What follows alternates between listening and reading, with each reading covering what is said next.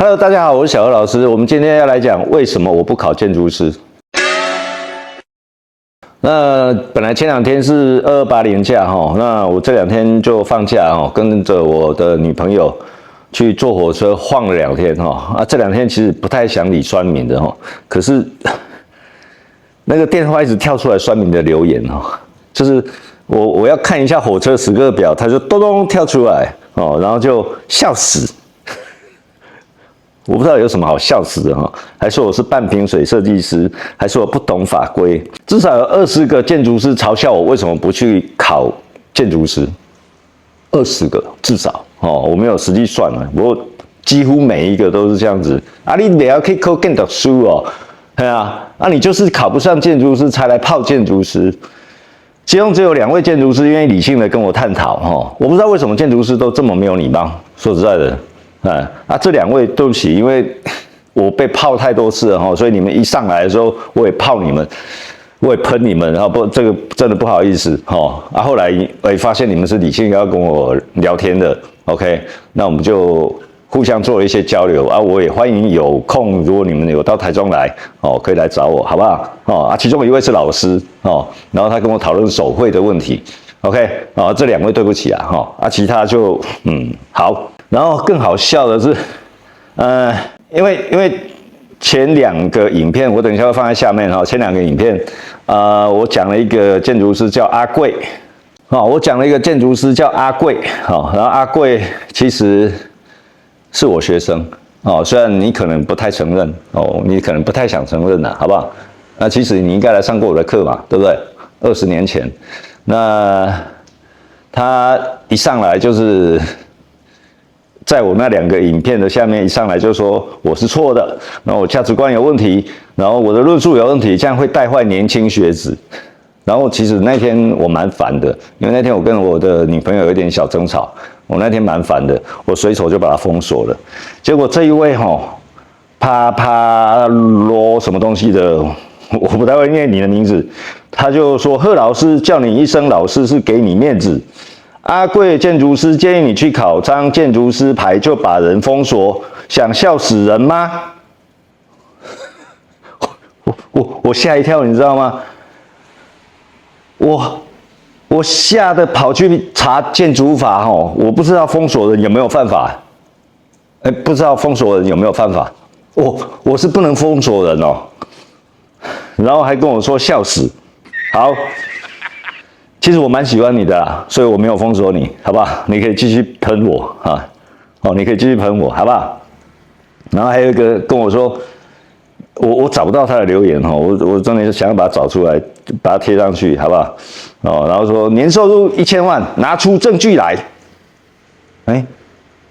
你是法官吗？我为什么要拿出证据来？我为什么拿证据给你？我就觉得很奇怪。好啦，我是有点夸大啦其实我一开始在2018年开始做这个摩利达那个文创工作室，就摩利达设计学院那一年年收入是297万那一年年收入是297万。那一年的年收入呢，我写在这本书里面年收入297万的秘密你可能会觉得靠腰297万有什么好摇摆的？我没有叫你去买，好不好？不过这个各大书局都有在卖那有来我办公室的朋友就知道我会送你一本书，就是送这本书，因为其实卖得不好啦因为再不送的话，可能会拿去回收。OK 2021年疫情最严重的时候，我的年收入是910万，差90万破千。OK， 所以我说接近1000万。OK， 我的律师就跟我说，你这样讲不怕被查税来，不好意思我的收入都是透过金流公司绿界蓝星统一的金流我不可能逃漏税，好不好？所以我都诚实纳税。我记得2021年那一年，我好像缴了60几万的税，所以你们可以再喷大力一点，我还可以加油，各位酸民们。所以我昨天就还特别找了我的律师来家里聊天因为我查建筑法，我查不到封锁人会不会被判刑啊？所以我很害怕，我就找了我的律师来家里聊天。我想确定封锁人有没有犯法。我律师说应该是没有，好不好？应该是没有。好啦，那我们就正式进入今天的主题哦。为什么我不考建筑师？故事很长哦，我长话短说哦。我从6岁开始讲好了。哦，小时候我家里很穷，很穷，很穷。那种穷哦，很多现在大概30、40岁的那个小朋友是，对不起，我57岁了哈。你们30、40岁，我教一下小朋友好不好？哦，应该没有不礼貌了哈。你们可能不能体会啊，那种穷哈。我住在草屯，我草屯人啊，然后住在一个很贫穷的乡下，那个乡下叫崩坎，哦，在八卦山的下面，靠近那个碧山岩，哦，中心新村跟碧山岩中间那里有一个小村庄叫崩坎。然后我家以前住的是土埆厝，哦，那我家以前的厕所跟猪舍在一起，哦。然后就是猪的排泄物会全部被收集起来，还被可以压菜，就是要浇菜当肥料哦。那所以我以前要上厕所必须去那个我们叫塞哈捆啦，粪坑塞哈捆哦。然后有几块木板放在上面，那我们必须要把那个木板推开，然后蹲在那个木板上面哦。然后那个前面全部都是那个塞哈糖，哈。白色的蛆，很恐怖，所以我小时候做过的噩梦啊，大部分的噩梦就是我掉到粪坑里面去爬不起来，这个现在很多年轻人应该不能够体会那个是什么东西，就是穷乡僻壤。然后我8岁才见到抽水马桶是长什么样子 ，OK， 我6岁的时候然后有一天早上起床啊，我看到我妈妈在哭。我妈妈在哭啊，因为我爸去上班了，我妈妈在哭，我不知道为什么她在哭。那照理说我们早上起来要吃早餐嘛，可是我们饭桌上没有早餐啊。那时候我6岁，我妹妹3岁，然后我妈妈的肚子里面还有一个，大概应该快要生了哦，我3妹 ，OK， 然后她大着肚子在那里哭。那我就问我妈，妈你在靠啥？她说你囡仔卖管呐，哦。妈，我巴肚枵，卖差啦，他就跟我这样讲，然后后来他就出去了，哦，他出去以后大概出去1个多小时吧，留下我跟我妹妹在那边，她肚子好饿啊，我妹一直跟我说，哥，我肚子好饿哦，我说没办法，我也很饿啊，我们就喝白开水吧。那11点的时候，我妈妈，10点多的时候我妈妈回来，11点的时候我妈妈用一条丝瓜煮了那天的第一餐。原来他出去跟邻居借了那一条丝瓜，煮早餐给我们吃。哦，我家就是那么穷，非常非常穷哦。那种穷真的啦，现在年轻人可能体会不到哦。现在你说你穷，大概你还吃得饱饭吧？啊，我爸爸呢，因为我家以前是种田的哦，然后就种什么种香蕉，我家以前曾经种过香蕉。那一年香蕉大滞销，盛产，结果滞销，因为日本卖不出去，所以我大概我记得我有一年我每餐都吃香蕉，所以我现在看到香蕉就害怕。有的人很喜欢吃香蕉，我现在看到香蕉就害怕。后来我爸去工厂工作了然后那家工厂在彰化老板姓叶然后那家工厂叫雅马哈。这样知道了吗？3叶就是那个做吉他我爸在那边当学徒那年我8岁了那家里的经济才慢慢好起来，所以我们家才可以装抽水马桶这种东西后来我爸就学东西学一学，他就想说要自己出来开业，所以后来我们就搬家了然后我们就离开那个草屯那个地方，然后我就后来就跑去丰原瑞穗国小然后沙鹿国小以前我们都说简称沙小然后再来沙鹿国中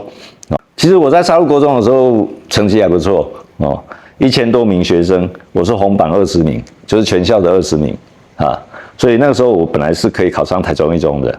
，OK， 可是，在联考的前3个月我爸跟我说，你不要再去念书了。因为我爸就开工厂他觉得开工厂是最赚钱的，你念书有什么用？他叫我不要念书了，那我很生气啊，为什么不要念书？我念得很好，为什么你叫我不要念书？他说他叫我去念我们家对面的沙鹿高工业校，然后白天在家里上班。他那时候开了一个工厂，大概50坪啊。所以那个时候我就很生气，然后反抗，我叛逆啊，没办法我本来就是一个很叛逆的人。那我家的长辈我们家的长辈有一个观念，我爸有五个兄弟我们家的长辈有一个观念，小孩子是财产他们觉得小孩子是财产。我没有在批判上一辈的人，因为他们那一辈的大概的观念就是这样，他们小孩子是财产。除了我以外我的三伯父他有一个儿子，大儿子就是我堂哥，他也跟我一样，他是可以念台中一中的 ，OK， 结果他爸爸叫他去念军校，为什么？因为军校有那个水电补助，而且可以拿薪水回来。他被他爸爸逼着去念军校，念军校念了2年以后呢，人就失踪了，找不回来，不知道为什么失踪，然后我这辈子再也没有再见过那个堂哥了。那个堂哥很厉害那个书他也都被他爸叫去田里面工作啊，因为做山在中寮，然后叫去山里面工作。工作完了以后，第2天要考试，他只要翻书翻一翻就考第1名了。结果他爸叫他去念军校好啦，这是我们家的状况，好不好？那我回到我身上我联考前3个月完全无法念书，因为我爸一天到晚在叫我不要念书然后叫我到楼下去帮忙工作帮忙。我们家的工作是这样叫 CAM 嘛，轴心研磨就是所有圆的东西都是我家在加工然后就是你要面对一台机器，对不对？然后把那个东西放上去然后它有一个那个齿轮的东西，它就来割然后再割回来然后用那个叫 micro 就是测量的，然后再量一下，不够，再割，再割，一天都在做这种事情一整天都在做这种事情，所以我对那个工作完全没有兴趣。我真的对那个工作完全没有兴趣。他叫我回去接工厂的时候，我想说，我这一辈子难道就要在这里了吗？真的，我那时候的想法是这样所以我联考前3个月完全无法念书一中当然考不上，可是后来就算还有点底子，我考上台中2中那后来跟补习班老师借钱去注册，因为我爸不给我钱，我就跑去跟补习班老师借了3000块，谢老师，谢谢老师，真的，你那时候借我3000块，而且我请谢老师去跟我爸说，请他让我去念高中，让我去念大学，我爸后来才好啦，叫个老师来讲，老师你都来啊，就这样子然后其实那时候就跟我爸翻脸了去念台中2中的时候也没有办法念因为我爸就一天到晚就我明天要考试我爸就叫我下去工作就隔。有一次最离谱的，我工作到2点才让我上去睡觉，我隔天早上6点我必须坐那个公车，巨业公车，我那时候住沙鹿，从沙鹿坐巨业公车坐到台中2中就是上次讲的威尔康事件那个地方然后走进去台中2中上课，我只睡3个小时那怎么上课？所以我最后就留级我念台中2中念了两次1年级那留级生在台中2中留级生会被老师歧视会被老师歧视，就像现在建筑师歧视我一样就也要读书，也是不会念书，所以后来那个留级的时候非常痛苦然后后来我只好决定办退学重考我就把它退掉重考另外讲一件事情我在台中2中那时候得到作文比赛第1名，就在我退学之前而且我的题目叫如何以三民主义统一中国，厉害吧？所以如何以三民主义统一中国，是我那时候那个第1次领的作文比赛第1名的奖。好了我也不知道如何以三民主义统一中国。好了，所以我后来就退学了那退学了以后就求我妈妈就我不行，我真的不想再去，我真的不想去念沙鹿高工夜间部，好不好？哦，我真的不想就一辈子，我会念书啊，你为什么不让我念书？然后就跟我妈要了1万多块哦，然后去三民路的一家补习班，叫丽人补习班，40几岁的人应该都知道这家补习班哦，以打人出名啊。我去那边被打了1个月以后，我就决定我不要再念下去了。那奇怪，我交钱来这里被你打，莫名其妙哦。所以后来我就跟我妈说，我要在家里自己念书啊，求爸爸不要再叫我一直下去工作，让我好好念书。然后我爸跟我呛了一句话：“你若无考虑国立的，你免想要读。”就这样哦。然后我就在自己家里，我大概每天念书我都晚上念书啦，因为白天那个楼下工厂太吵哦，然后白天睡觉 ，OK， 所以我每天都念书念到大概5点，然后就要运动嘛，我就想说运动一下，然后就每天早上骑着脚踏车从沙鹿骑到台中的那个大肚山顶这里，叫平顶这个地方哦，然后再把脚踏车溜下去啊。我那时候我的体能是那时候练出来的 ，OK， 哦，所以我大概今年我大概每年都会想要做一件事情，就是去骑脚踏车。我很喜欢就是脚踏车，因为台湾现在脚踏车很方便，就是你可以把脚踏车买半票就可以上电联车哦。所以我在3月底的时候，我会去花东那边骑那个花东纵谷，就从台东骑到花莲这样子就骑着脚踏车。然后我自己就在家里念了4个月念了4个月，重考上台中商专外语科其实是吊车尾上去的啦，那4个月然后已经那个国中的功课其实已经过了1年多没有念了，然后我就把参考书都拿回来，然后自己在家里念考上台中商专外语科。那我满心期待我爸会很开心我考了国立的对吧？学费很便宜。结果他有一天就又把我叫下去工作，他问我说：“你读这要冲啥？”我又跟他吵起来了。人家考上台中商专，处于爱放炮案呢，对吧？我考上台中商专，就你问我说：“你读这是要冲啥？”然后就吵架没办法，我很叛逆说实在，我承认我是一个很叛逆的人。那我还是去念台中商专的嘛，对不对？就考上了可是我经常回家要不到生活费就是我那时候就住外面的然后回家要个700块生活费，一个礼拜的生活费我爸爸我回到家，然后家里的饭菜是冷的，因为那个工人都已经吃完了2点多的时候。然后我回到家吃了冷的饭菜，剩下一点点饭。我在吃的时候，我爸就会爬到2楼来，他知道我回来了，他就爬到2楼来，然后开始骂，你读的那好，你叫你等下走他可以念到4点半，念到4点半，我就一直哭，一直吃我的饭，一直哭，一直吃也没吃完，那一碗饭吃了2个半小时，吃不完最后。跟他又大吵一架，然后走出家门，口袋没钱。我那时候状况是这样子，所以我17岁就开始打工了大概专2的时候就开始打工了，没办法因为我爸直接跟我妈说：“你别再提钱而已。”你们可能觉得很不可思议，我怎么这样讲我爸？可是这是真实的事情，好不好 ？OK， 那我后来就做过很多工作那个时候最有钱的工作是酒店所以那时候在民权路有一家叫门雷地酒店，在地下室那就是那种跟白雪大舞厅一样，那种公共的舞场，中间是一个大舞池，然后很多陪酒的小姐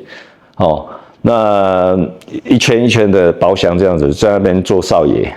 那一天我记得那个一天大概可以赚到，如果有小费的话啦我有时候一天可以赚到2-3千块。那个对我来说很多钱OK， 可是很可怕因为那个下班大概都4-5点了。那时候好像我们老板跟一个黑社会的老大有一些纠纷，所以我们那个下班的时候哈，都要拿着酒瓶啊。为什么？水洗被卡扁啊，就酒瓶拿着拿到停车场那边，然后到自己摩托车，然后把酒瓶放到摩托车里面，骑着摩托车回家哦。然后隔天那个酒瓶再拿回来，大概这样持续了大概两个多礼拜啊。然后那个领班才说解除警报了 ，OK， 不知道为什么哦，很可怕，那个时候很可怕。然后其实那时候去学校也不太能够念书啊。我后来回去台中科大教书，我是一个奇葩，真的，我是台中商专外语科念了很久才毕业的人。可是我最后是回到台中科技大学的我的母校教室内设计啊。哦，应该没有人有这种经历吧？哦，然后门雷地那个时候真的太可怕，后来就门雷地那时候的有一个同事。他跟我说：“小许，你你安尼没得上课啦，因为我都到4、5点了，怎么上课？你安尼没得上课啦，来，你要不要来我这边？我们这边大概上班到12点而已，好，那你就可以回家睡觉，隔天可以去上课啊。”我说：“那个在哪里？”他说：“在平等街，台中市平等街哦。然后做什么？做闪七啦，就拉客啦，皮条客啦。那为什么叫闪七啦？因为我们是跟小姐37分。”然后那个大概工作内容是这样哈，我们就在那个路边哈有一个椅子，那我们就坐在那边哦，抽烟喝酒吃槟榔这样子，只要看到有男的过去，然后就走过去，下来没有？下来，来，冷清，只要拉到一个2000块闪切啦，我们就分600块30%，所以就闪切啦，然后我们那家叫汉堡理容院，我记得很清楚，那家理容院叫汉堡理容院，所以我们的口头禅，我们在招客拉客的口头禅，就是下来哦，阮家的小姐汉堡拢做大粒的，因拢就爱吃薯条的。然后我还记得对面那一家叫爱梦兰理容院，就是都是很龌龊的那种名字。我在那边做了3天哦，我发现不太对劲，这个好像会出事，所以我做了3天以后就走了。果不其然，过了1个礼拜，我那个朋友就被抓走了，妨碍风化哦。那后来我又到茶艺馆去工作，我想说找单纯一点的就去茶艺馆工作哦。茶艺馆也是要工作到3点那工作完了，我跟同事去。那个同事就跟我说，有一次就是工作完了，然后我同事就说，小许，你就卖等你困啦，无你当然要上课，你就卖等你困啦，到那啉茶就找我去那个金武路那边那时候一整排都是那个茶艺馆，就是说咱过来啉茶，我也不知道为什么要去啉茶反正我们就3个男的2个女的又去那边喝茶就在那边我就出事了。我跟我同事就进到那个茶艺馆的时候就发现那个茶艺馆的气氛不太对，就是我们旁边有一桌客人男男女女大概10几个人然后他们都不讲话，然后我们一进去，他们就瞪着我们这群人然后忽然那个一个男的就站起来，然后就往他旁边那个女生巴掌就甩下去，然后就骂3字经。就大概就是那种不堪入目的那种语言然后我就觉得这怎么回事？这一桌怎么回事？我们就觉得不对，那我们得赶快走我们就互相看了一下我就说他们是来陪我的嘛，我就说这团我欠然后我就站起来要去付钱，我一站起来那10几个人所有东西全部飞过来，我不知道为什么被打反正他们就看到人就打，他们应该是吸毒啦后来警察就那个时候警察好像没什么功用，说实在的也没有去抓人然后店家也没有报案，然后所有的东西都全部往我身上砸我躲到那个吧台底下去然后他们弄完了以后就鸟兽散就走了。我从吧台走出来的时候我的背后插了一把水果刀然后我就被送到澄清医院，那个旧的澄清医院就在那个台中公园旁边那里，那个旧的澄清医院然后那个医生照完 X 光跟我说，你差1公分中肺泡，差1公分我就要进加护病房了，啊，哦，所以我在旧澄清医院躺了3天，那3天真的是度日如年啊。我的旁边那个是一个8人房，因为没钱我根本没钱啊，那是一个8人房。在那边躺了3天，旁边是一个截肢的老先生，应该是糖尿病了，他的腿截肢，刚截肢完，然后晚上他就一直哀嚎，一直哀啦，啊，叫天啦，救人哦，就这样一整晚，我都没有办法睡觉啊，而且我家里没有人来看我，对啊，然后我后来才听我妹妹说的，啊，我爸就讲了一句话：“那种囡仔好死死的好啊。”我现在讲很轻松，其实那时候就我台中商专，台中商专就这样嘛，都在打工啊，然后一天到晚弄那些东西。其实我现在的口才其实是那时候训练出来的，就在那种龙蛇混杂的环境训练出来的，所以我这么叫好后来呢，就是这样子来的。那台中商专没有办法毕业，那时候没有办法毕业，因为我国文被当。我是台中商专外语科，国文6个学分，我国文被当，没有老师愿意帮我主修，所以我最后先去当兵，当了2年兵以后回来再补学分，所以我从民国74年进入台中商专，到民国83年才毕业，整整9年的时间，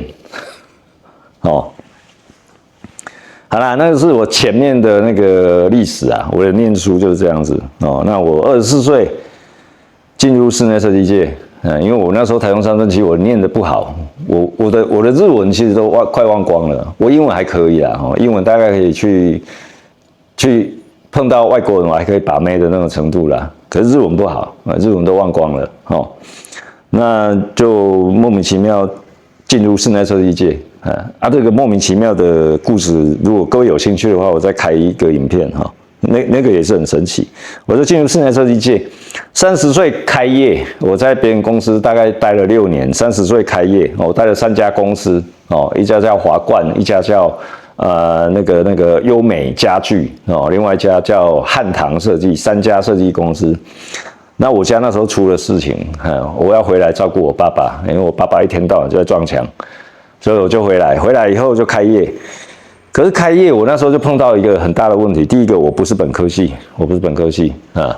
那时候其实有一些东西我都还没有学好。OK， 我真的很感谢一个人叫李信学，小李，我真的跟你敬礼，真的很厉害啊！不，我真的很感谢你。他教我手绘透视啊，我在1个下午学会手绘透视小李，如果你看到的话。真的来我家坐，你要不要来我新办公室？他教我手绘透视，在1个下午的时间，我请他过来教我手绘透视然后代价是1个便当。他说你抢我吃便当的话，因为他是吃素的然后 3D Max 啊 ，SketchUp 就赶快学。可是我一直有一个问题，我会被业主歧视我再说一次，就像现在建筑师歧视我一样歧视什么？你也没本科系呀现在建筑师你们懂法规吗？你们又不是建筑师被业主歧视。然后我想去东海读建筑设计，那东海说你必须要考大学进来读5年。我说有没有夜间部？没有夜间部。那时候我小孩已经出生了我结婚的小孩已经出生了。然后去逢甲修建筑，也去逢甲问逢甲说不然你先过来修建筑设计学分，好不好？那修了建筑设计学分以后呢，你有机会可能可以进来逢甲念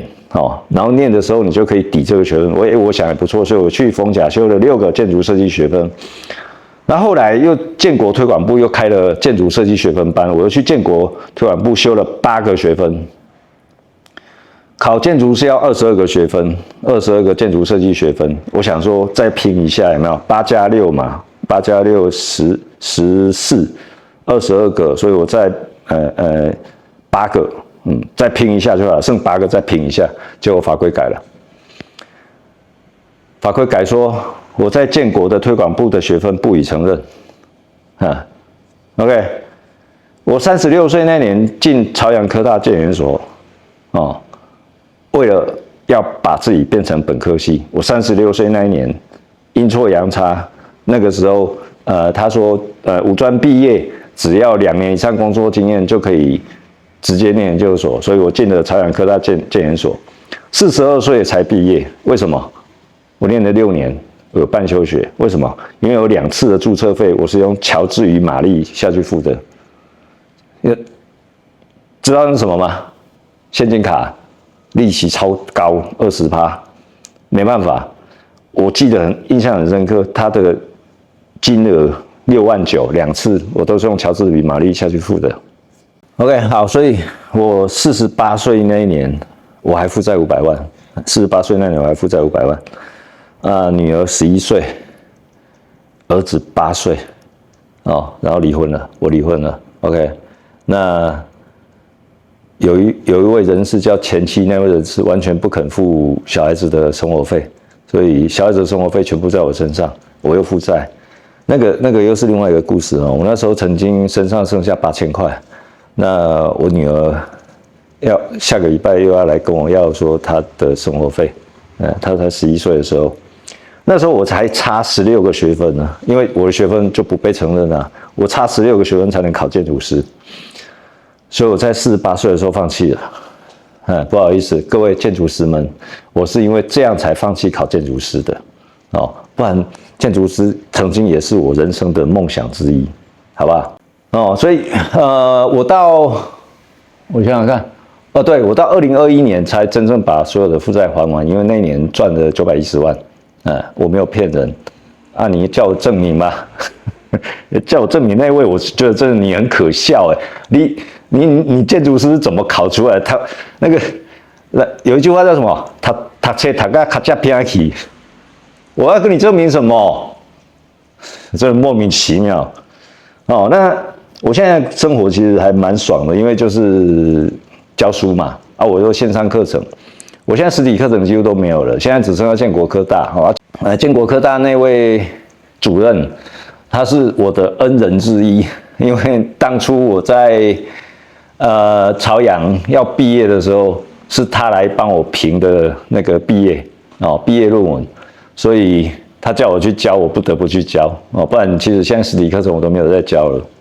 因为太浪费我时间了。那我就大概现在我的生活大概是这样就是每天睡到自然醒那醒过来以后看要做什么，大概吃完早餐11点开始工作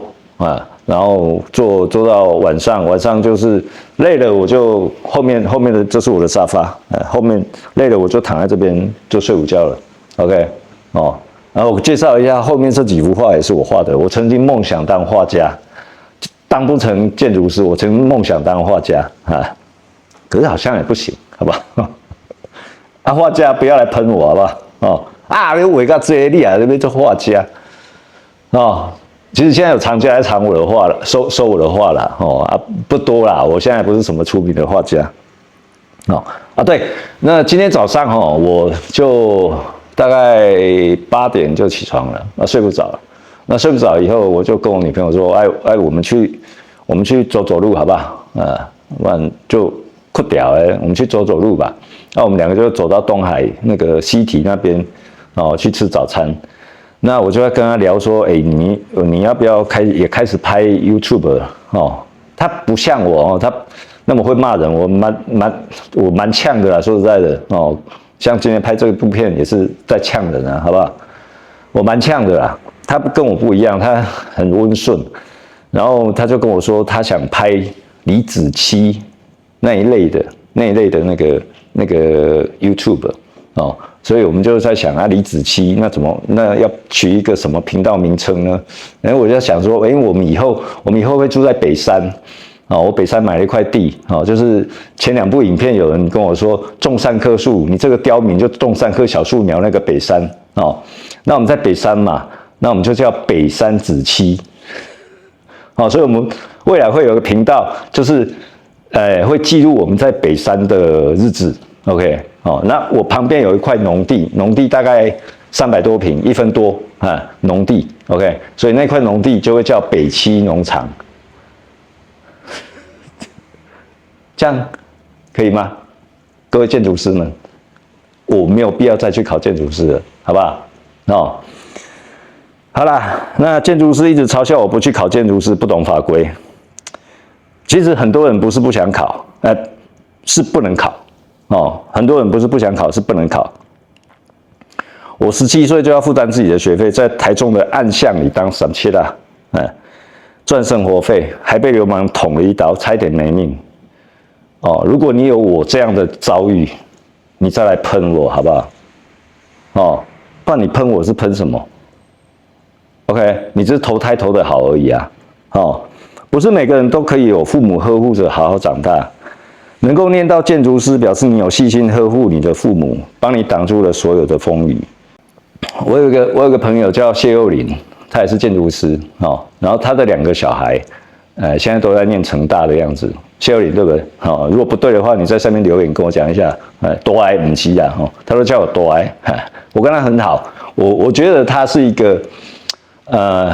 很 nice 的建筑师，所以我真的没有瞧不起建筑师，我是瞧不起人的建筑师，好不好 ？OK， 然后他供他2个小孩去念建筑系，他2个小孩也喜欢念建筑，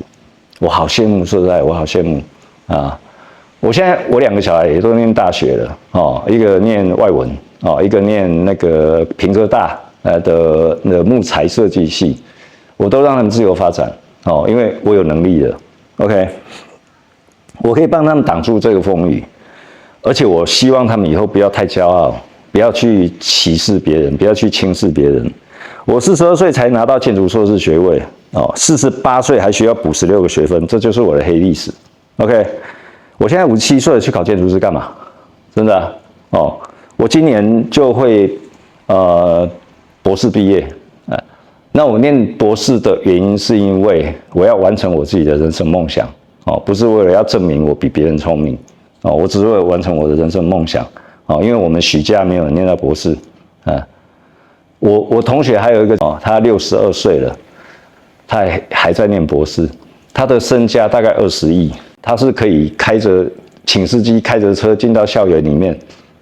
直接有停车位的哦。我同学有一次就问我说：“车怎么可以直接开进来？”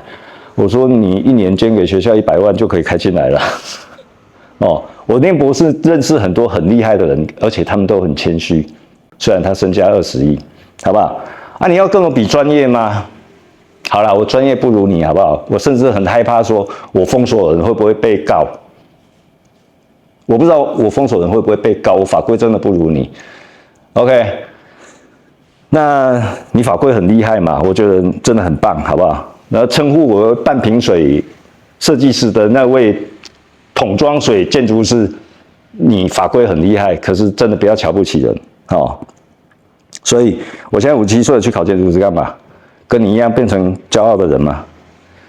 一直嘲笑室内设计师不懂法规，并不会让你变成高贵的人。